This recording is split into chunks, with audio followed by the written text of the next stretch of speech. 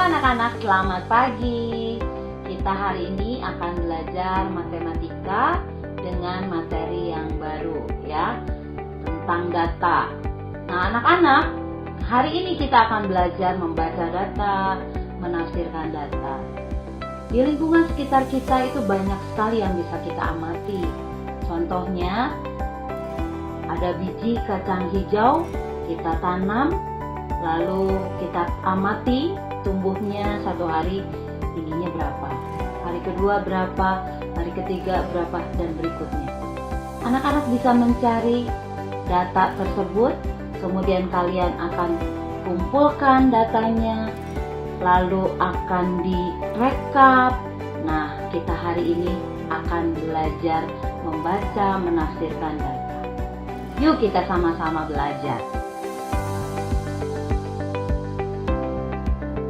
Sesuai dengan KD-nya 3.7, menjelaskan data yang berkaitan dengan diri peserta didik atau lingkungan sekitar, serta cara pengumpulannya. Tujuannya pada pembelajaran kali ini adalah kalian dapat membaca data berupa tabel atau diagram batang. Juga kalian dapat menafsirkan data tersebut berupa tabel atau diagram juga. Nah, 1 minggu yang lalu Ibu Debbie sudah memberikan tugas ya kepada setiap anak untuk melakukan survei berupa tanya jawab kepada 10 teman kalian di kelas 5F ini, berapa berat badan mereka masing-masing ya, atau berapa berat badan teman-temanmu ya, sebanyak 10 anak ya. Lalu kalian menuliskan nama-namanya berupa tabel ya. Dan inilah hasilnya, ada contoh dari satu anak ya. Ibu Debbie akan bacakan. Andi berat badannya 32 kg. Benny 24 kg. Bandi 26 kg. Cantika 30 kg. Dodi 26 kg. Fanny 22 kg. Ganda 30 kg. Hari 22 kg. Janur 30 kg dan Kayla 24 kg. Mengapa Ibu Debbie bisa membaca semua data ini walaupun dalam bentuk diagram?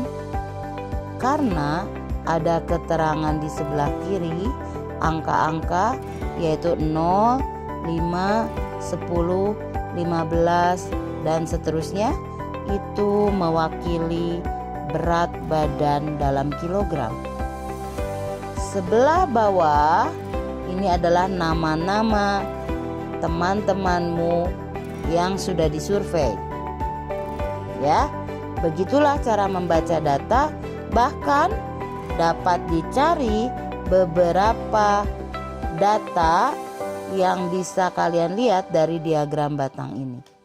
Ya, yaitu berat badan siswa tertinggi adalah Andi. Kita perhatikan dari data tadi ya, Andi itu paling tinggi diagram batangnya. Berarti oh iya, dia paling berat di kelas 5F ya. Di kelas 5F dari 10 anak tersebut yang disurvei ya. Lalu berat badan siswa yang teringan adalah ada 2 orang, yaitu Fanny dan Hari ya. Karena di sini sama ya, berat badan Fanny dan Hari paling rendah jadinya di diagram batang tersebut ya, adalah 22 kg. Yang terakhir, berat badan yang terbanyak, yang banyak sering muncul, yang paling banyak angkanya sama mungkin ya, banyak muncul, yaitu 30 kg. Ya, ada Cantika, ada Ganda dan Janur. Semua beratnya 30 kg. Begitulah cara membaca data. Ya. Sekarang kita akan mencoba menafsirkan data. Ya, menafsirkan data artinya kita akan mencari rata-rata ya. Kemudian kadang-kadang yang banyak sering muncul. Ya, kalau di kelas 6 nanti ada min, median, modus ya. Modus itu yang sering muncul, rata-rata itu min, kalau nilai tengah itu median ya. Tapi kita hanya mencari rata-rata saja. Nanti di kelas 6 kita akan lebih dalam ya, belajar lagi. Nah, di sini ada contoh ya, menafsirkan data. Yang ditanyakan adalah berapa rata-rata berat badan 10 siswa. Bagaimana cara mencarinya? Kalian bisa ubah dulu dari tabel ya. Nah, ini adalah data hasil survei yang sudah kalian lakukan. 10 anak yang kalian wawancara, ini datanya berupa tabel. Lalu kita rekap ya, diubah menjadi tabel juga, tapi sudah direkap ya. Direkapnya dari berat yang terendah sampai yang terberat ya. Artinya dari sini, dari data-data ini kalian akan lihat berat mana yang paling rendah. Oh, 22 kilogram. Ada 2 orang. Silahkan kalian tulis rekapitulasi datanya ya. 24 kilogram ada 2, 26 ada 2, 30 ada 3, 32 ada 1. Lalu kita cari rata-ratanya ya, dengan cara mengalihkan, karena dua-duanya ada 2, berarti 22 kali 2 ditambah 24 kali 2 ditambah 26 kali 2 ditambah 30 kali 3 ditambah 32 kali 1 dibagi 10. Kenapa dibagi 10? Karena ada 10 orang, maka kita dapat mencari rata-ratanya. 44 ditambah 48 ditambah 52 ditambah 90 ditambah 32 dibagi 10. Hasilnya adalah 266 dibagi 10, hasilnya 26,6 kg. Oke. Kita akan mencoba sekali lagi dengan data yang berbeda ya. Kita bisa mendapatkan data mungkin dari koran ya, dari buku cetak ya. Seperti berikut ini ya. Ada hasil panen Desa Mekarjaya pada bulan Desember 2020.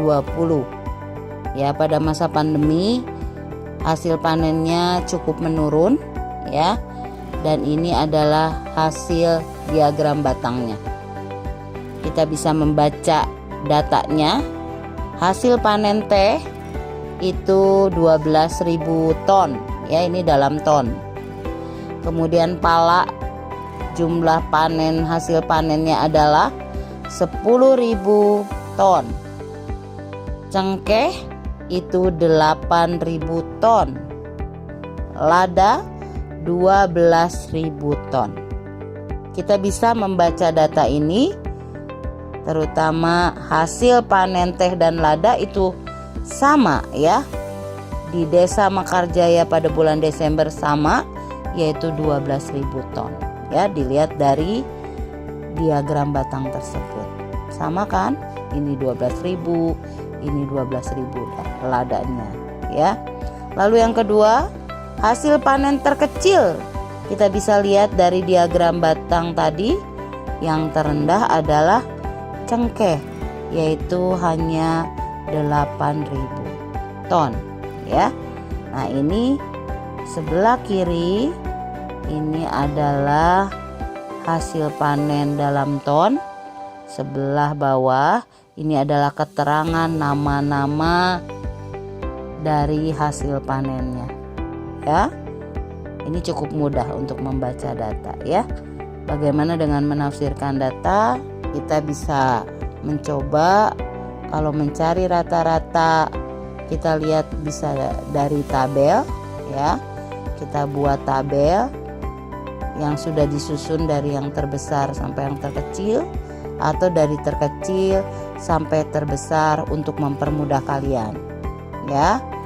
Teh 12.000, lada 12.000, pala 10.000, cengkeh 8.000. Kalau mencari rata-rata di jumlah semuanya 12.000 ditambah 12.000 ditambah 10.000 ditambah 8.000, hasilnya 42.000. Kita akan bagi 4. Kenapa?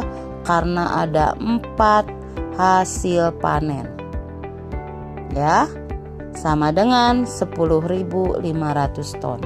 Jadi rata-rata hasil panen Desa Mekarjaya bulan Desember 2020 adalah 10.500 ton ya. Begitulah cara kalian membaca data atau menafsirkan data ya. Menafsirkan data bisa juga mencari modus ya, data yang sering muncul, angka yang sering muncul ya. Kemudian kalian bisa mencari nilai tengah.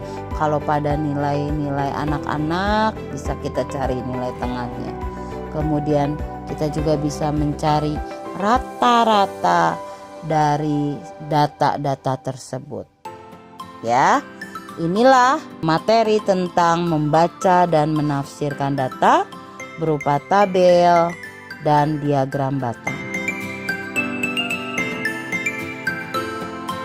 Oke anak-anak, kita sudah selesai dalam pembelajaran hari ini. Kita sudah belajar tentang membaca data dan menafsirkan data. Bagaimana? Sudah mengerti semuanya?